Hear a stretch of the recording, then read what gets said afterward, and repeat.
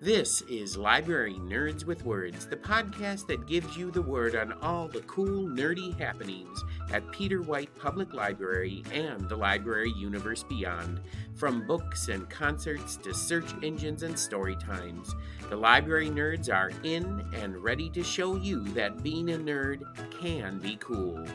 Get ready, get set, get nerdy.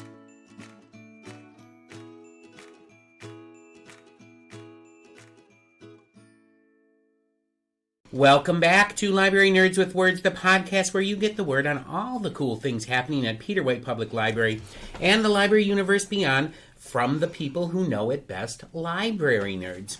I'm Marty Ackett, the adult programming coordinator for Peter White Public Library. Joining me in Nerdopolis today is a brand new nerd superstar to the podcast, Emily Couts from the Circulation Department. Welcome to the podcast, Emily. I am very happy to be here, Marty. I'm so happy that you are here.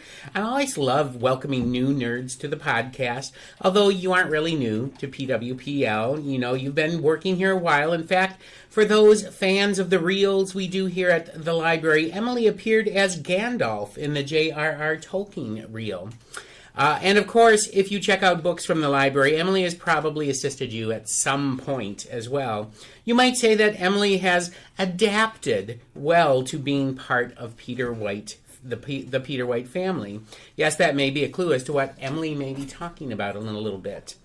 However, before we get into what is on your mind today, Emily, we have to play a little game called Word on the Nerd. I'm going to ask you 3 library nerd questions about yourself, and you have to answer them for the listeners. So, Emily, are you ready to play Word on the Nerd? I am ready. All right. Well, this is going to be a little game of Would You Rather. I'm going to ask you 3 Would You Rather questions, and you have to truthfully answer them for the listeners. And all of today's questions have something to do with books and movies. All right, here we go. First question. Would you rather see one of your favorite classic movies adapted into a terrible remake? Or would you rather see one of your favorite books adapted into a terrible television series?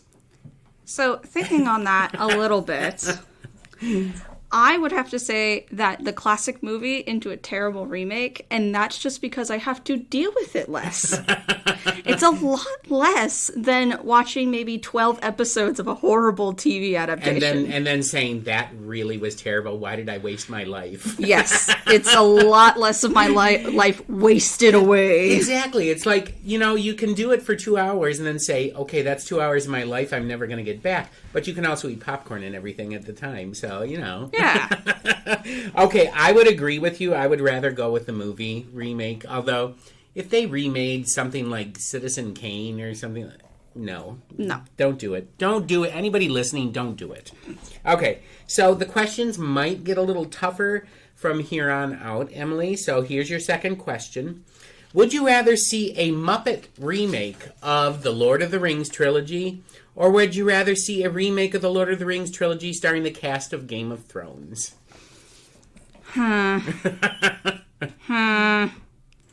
That's a tough one, I think, for me. I'm more well versed with Muppets, but because Game of Thrones has Pedro Pascal in it, and Peter Dinklage, I might go with the Game of Thrones cast as Lord of the Rings, just because of those 2 actors in particular. Okay. Especially since Pedro Pascal has been amazing as of recent. Yes, he has. So, I'm probably going to go with that one. Game of Thrones, okay. See, I would go with Muppets just because I want to see Sam the Eagle as Gandalf. I really do. I really want to see that. Oh my god, the feathers as the cape? Exactly. Oh my god. It's so good. And, you know, and they have done, I mean, the Jim Henson Company, they did Dark Crystal, which is, I mean, they could do it if they wanted to. So, all right, here's your last question. I don't know if it's the hardest or not, but we'll see. Would you rather read a terrible novelization of a great movie, or would you rather watch a terrible film adaptation of a great book? The issue with the adaptation of a book is that usually that is either the first adaptation you get or the only adaptation you get. Yeah. Whereas with the movie, you already know what's supposed to happen, and the story just has to hit the beats. And to be honest, I will probably be doing that first one very soon, considering I bought the novelization of the Five Nights at Freddy's movie. Oh. So I might be heading into that territory anyway. Yeah. That's a tough one for me because I think if it's a bad adaptation of a book, then it's over very quickly. Whereas if I have to invest time reading a book and it turns out terrible, that's more time that it would take. So that's a really difficult question for me. Yeah, but at least I can, if it's really that bad, I can popcorn read a little bit. That's true. Yeah. That's true. I don't have to spend my whole entire time reading that book. I can be like, I'm done with this for right now. Different book. Okay, I will agree with you on that one. That's very sound logic, and I can totally get behind that. So, all right. Well, those questions weren't as hard as I thought they were going to be. Surprisingly. Okay, so we've come to the end of this adaptable edition of Word on the Nerd, this time with Emily Kautz from Circulation here at PWPL. So now we adapt our attention to another topic. Yes, that is another clue for Emily's topic today. So, Emily, it is time for you to share the word. Emily, what is on your mind today? Oh my god. And after realizing something coming up very soon on, I think, February 22nd, this is very timely in my opinion. Okay. So, unnecessary book and movie adaptations, as well as different new versions of them. Okay. There is something coming out on February 22nd that had a horrible movie adaptation by M. Night Shyamalan. Oh, boy. Called, I like my man M. Night, yeah. Called The Last Airbender. Oh, my God. They're making another one of those? They are making a Netflix live-action adaptation of Avatar: The Last Airbender coming out, if I remember correctly, February 22nd. Oh, this is going to be painful. Oh, yeah. And what makes it even more painful is at the beginning of the production, the original showrunners were a part of it. Halfway through production, they left because of creative differences. So the ones that made the first one? Yes, that made the original. The terrible movie left because of No, not the movie. Oh. No, the originals who made the animated cartoon were on the production company of the Netflix adaptation, and then they left halfway through the Netflix adaptation because of creative differences. That is not a good sign. Oh no, it's not. Oh no. Do we have any casting? No. Yeah, there's casting, and the only person that I have any inkling of who he is Dante Bosco, and that is because he was the original Zuko. Okay. And he's back as Zuko again. So that's the only saving grace I have right now is that Dante Bosco's back. Oh my God. I mean, I remember going to see... Yes, I paid money to go see The Last Airbender by M. Night Shyamalan. Oh, I did too, so you're not alone there. I'm embarrassed to say I did. It was a terrible film. I mean, terrible doesn't even come close to describing how bad that movie was. And like I said, I generally can get behind M. Night Shyamalan. Even terrible M. Night Shyamalan, and there are quite a few out there. But he's always interesting. But that movie was just... hideous. And to think that someone thought, hey, it's a really good idea, let's try this again. Although I will say this, the new Percy Jackson series on Disney Plus is really good. I hated the movies. I hated that. I had no tie to the original books, so I actually liked the Percy Jackson movies because I never read the original books.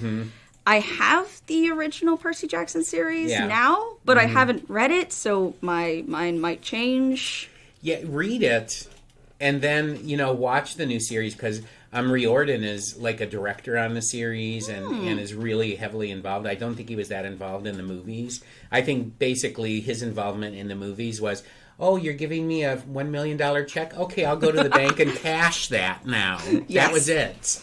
Whereas I think he's much more creatively invested in this one. But gosh, The Last Airbender.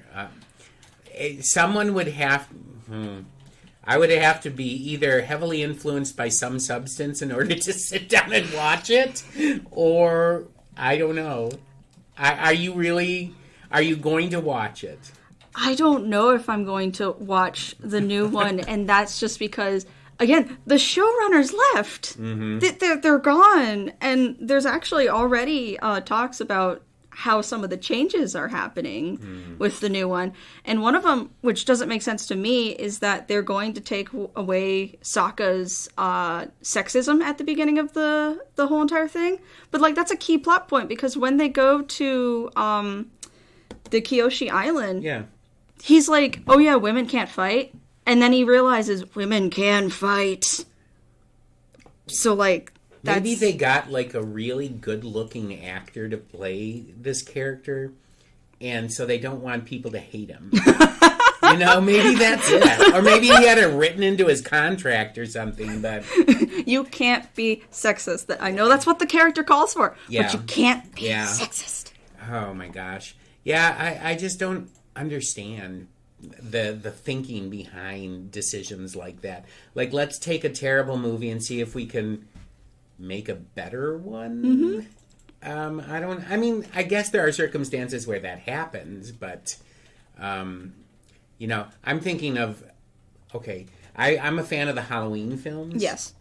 And the last 3 that they made, I thought the first one was fantastic. I thought, man, they got it. You know, they got the mood, they got all the elements. Second one, I was like, the third one, I was like, this did not need to exist. A movie just doesn't need to exist. Just like I think some books don't need to exist too. But oh boy, The Last Airbender. Yeah, that one's. I'm scared. Well, and Kat has a series too that she's all upset about too. Yeah, we won't talk about it. We've already talked about it on the. If you want to know what Kat is upset about, go back and watch the last time she appeared on the podcast. Listen to it because, yeah, and I actually went out and I read the first Murderbot book. Oh, really? Yes, I did, because she was like so adamant, like it shouldn't be this character. So I watched I read the Murderbot, and then I'm like, yeah, you know what? Kat's right. They cast the wrong person here. So. Well, I mean, if you did it, I might pick it up as well, because she came down to circulation immediately after she found this out and started ranting to us about this this casting. Yes. And then she gave me like the premise of it. I'm like, that's an interesting premise. So if you picked it up, I might pick it up. It's good. Okay. It really is good. I haven't gone past the first book. I was just very curious as to why she was so vehemently just furious with this decision. And so I brought it home the weekend and I read it. And then I also, because she has an actor that she thought should play the character, which is from yesterday. Dev Patel. Oh, okay. That's who she thinks should play it. And I thought, okay, I'll read this. And I was like, yeah, Dev Patel would be really good. So, yeah, it's all about money. That's what it is. And they're hoping to make a lot of money off The Last Airbender. And they will, probably, just because of the name of it. You know, people will do it. Now, whether they do it really badly and people just watch it and then go, that really sucks, and abandon it, I mean, that could happen. But there's also, like, book adaptations that just don't get off the ground either. There are actually 2 series that I adore. One is my favorite book series of all time, which is Warriors. It's a kid series, but I love that series. They, back in 2010, they decided, oh yeah, we're going to make a movie adaptation, and then nothing came through with it. And then a few days ago, they announced it. Like, oh yeah, we're going to be making another movie, or we're finally going to go ahead with it. We're finally going to go ahead with it. But they're doing it with Tencent, which I'm very concerned about. Ooh. Because that's a Chinese company, and I don't know how that's going to work, or who's going to stream it, or where it's going to go. It's going to be fantastic. It's going to be fantastic. Well, I've been waiting for one particular Stephen King because my favorite Stephen King book of all time is called Different Seasons. It's a collection of 4 novellas, and it's all 3 of the novellas have already been made into movies. Oh. Stand By Me, which was The Body, and Shawshank Redemption came from that book. it Rita did. Hayworth and the Shawshank Redemption, and then they made another. Wasn't as great, but another Apt Pupil was another novella in there, and it was made into a fairly decent movie. It had Ian McKellen in it, so not bad. But they have this other one called The Breathing Method, which is a fantastic novella. I think one of Stephen King's best. But that thing has been in development for like 15 or 20 years. It's passed from hand to hand to hand to hand. So I'm thinking that when it finally gets made, because it's Stephen King, so eventually it is going to get made, it's probably going to be terrible. I mean, if we don't apparently do a bunch of remakes of his other films, Exactly. because we already have a remake of it, we already have a remake of Carrie. Yeah, and the remake of Carrie just shouldn't have happened. Oh, no. Terrible. Oh, no. It, I can live with. That was not bad, but why Carrie? Well, they did Salem's Lot, too. Oh, yeah. But that movie has not come out yet. I've been waiting for them to Really? release it, and I've never seen it released, and it's not streaming anywhere, so... And then they also made a remake Pet Sematary as well. Which was all right. But Yeah. Not great. I never saw either, but I did read the book. The book, yeah. And apparently the remake's a little closer to the book. It is. Okay. It is much closer to the book. And of course, because it was made 30 years later, the effects in it are much better. Yeah. And everything like that. I sort of have an affection for that first movie. Second one, I went and saw it, and I'm like, it's all right. You know, nothing great. So, well, there you go, everybody. We have talked about how much we hate when when they take our favorite movies or our favorite books and say, hey, let's give this another stab. And really what they should do is they should stab themselves for thinking about doing it. Oh, yeah, 100%. absolutely. Oh, yeah. Okay, so that's the word from Emily Couts from Peter White Public Library Circulation Department on adaptations or remakes that just didn't need to happen. Oh, no. But I can't let you out of the nerd hot seat just yet, Emily. First, I need to find out what you've been reading that's good, something that has distracted you at the beginning of 2024. So, Emily, what book would you recommend listeners pick up off the shelf? So, what have you been reading that's good, Emily? Oh, okay. So, I've been in a little bit of a reading slump recently. Well, it happens. Yeah. So, I've been going for graphic novels as of recent because they're easy to pick up. Nothing wrong with that. Yeah. There are 2 that have struck me really well. Okay. And one is a recent one, and one is one that's a little older. Okay. The one that's a little older is called Record of Ragnarok. Oh, okay. It's every millennia, the gods get together and they decide if humanity should keep living. And they decide that humanity shouldn't keep living because they keep destroying everything Okay. and having wars and all that stuff. Well, I can't argue against that. So, Well, the Valkyries from Norse myth decide, well, maybe we should do this one law that says if the humans can beat the gods in battle, they can live. oh, So there is a whole list of 13 candidates from each side, and they have to fight each other. oh. And I'm so excited for some of the ones that they have, and it's so weird on some of them. One of them's Jack the Ripper on the humans, one's Nikola Tesla for some reason. Interesting. One is Nosferatu, or not Nosferatu, Nostradamus. Well, that would be really Yeah. good, actually. And then on the other side, you have Beelzebub, Hercules, Zeus, Odin. This sounds really fascinating. Oh to yeah, me. I only read the first volume so far, and it was not Odin. It was Lu Bu, who was a Chinese general Okay. who basically conquered all of Mongolia and China, and versus Thor. That would be good. And it's so interesting seeing how they adapt history of Lu Bu, because it's what they're saying is, oh yeah, he got captured because he was a wimp. He wasn't actually as good as they say. And then the actual reason is he got captured because he was bored and no one could fight him. Wow, there you go. There you go. Wow, and I really want to talk to you about when you get to Jack the Ripper against somebody, because that sounds really fascinating to me too. So it's called Record of Ragnarok. Yes. Okay. And you had a second one? Yes. The second one is called Dinosaur Sanctuary. Dinosaurs. And this is the newer one? Yeah, this is Okay. the newer one. Okay. This is what I would like to call more accurate Jurassic Park. Oh. It's You have issues with Jurassic Park? I'm talking about like the scientific nature of Okay, dinosaurs, okay, not so okay. much because I understand why the dinosaurs in Jurassic Park and why they haven't changed that because of frog DNA. I don't Right. care. Anywho, not the point. Yeah. The point being is this was the same exact thing of they find dinosaurs, they make them real again, and they put them in zoos. Okay. And again, they also have an incident that happens. I haven't gotten that far. That's in the second volume that I haven't read yet. That causes the zoos not to be very profitable anymore.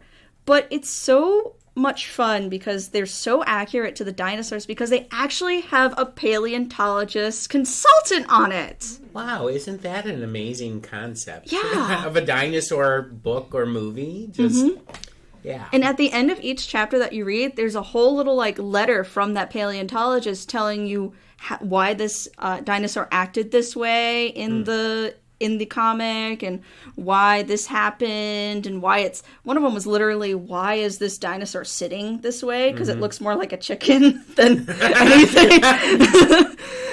And it was because like, oh yeah, we found out that their hips like specifically go down in a certain direction. They can't sit upright. They have to sit laying down sort of because of their hip placement. I'm just like, this is so interesting. Yeah. I picked this up because it's like Jurassic Park, but I'm You're actually getting learning information. stuff. Yeah, exactly. Wow, and is it aimed toward like young adult audiences? Yeah, it's a young adult audience. That's so fascinating. Yeah, because I mean they're learning something as well as being really entertained. Oh, by it. yeah. So, okay, well, maybe they'll make a series out of Record of Ragnarok and Dinosaur They Sanctuary. actually did Record of Ragnarok. Oh, they and that's did. the reason why I Is it a picked it terrible up. series? I didn't watch it. My Uh-huh. boyfriend did, and he said it's very bad. Okay. And the reason why is because they take basically the comic panels, they color them, and then just shove them in the animation. No animation. Ooh. Just take the panels and done. That. Okay. Again, another example, calling back to what we just yeah. talked about. Don't need to do it. Nope. So there you go. You got Record of Ragnarok and Dinosaur Sanctuary. Some graphic novels that you should check out. So those are Emily's recommendations of books that you should pick up off the shelf. And we have come to the end of this bad adaptation episode of Library Nerds with Words. I want to thank Emily Kautz from Peter White Public Library's Circulation Department for taking time out of her busy schedule to stop by the Nerd Dream House. Come back next week when I will be joined by the head of Circulation, Melissa Allen, who has a few things to say about library cards. Until that time, everyone, stay nerdy.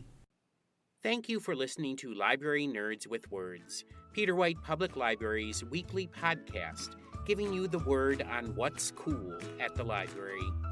The theme for the podcast is Happy Clappy by John Bartman, used courtesy of Pixabay. This episode was written and produced by Martin Ackitts and sponsored by Peter White Public Library.